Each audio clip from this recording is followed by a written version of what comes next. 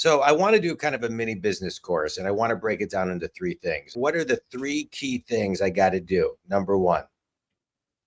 So you need to set up your basic business system. I mean, old school. You've got to have books. You've got to have your invoices because Amazon might ask you for them to make sure products are authentic. You have to have systems for capturing your mileage and doing your taxes. I know that is so basic, but people see Amazon as a side hustle, so they don't do that. So that is number 1, is just the basic business fundamentals. Right. Set up the LLC. Get everything in order as if you're having a real business. So even if it's a side hustle, you still got to have a P&L. You got to do the fundamentals, et cetera, et cetera. Okay, perfect. That's great to know. I think people, I agree with you, gloss over that and think they can just throw up, something. All right. So that's great. Number 2. Right. Because we don't want to work for free. Correct. And out at the end of the year, I was working for free. We don't want that.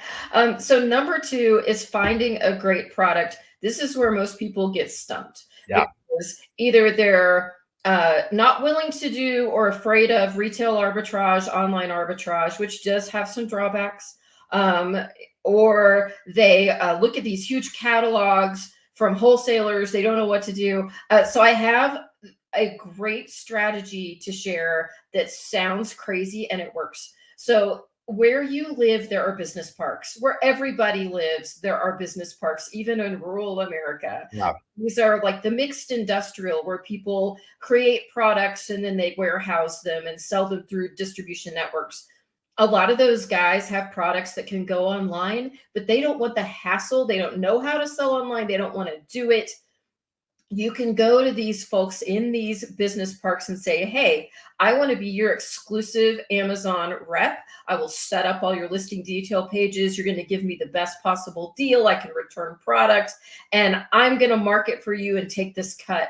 It is a great way to get started. And what's awesome, you have exclusivity because they don't want to deal with more than one of you. So I promise this is an awesome way to get going on Amazon. That's so smart. One's off the Yeah, so smart. What's number 3?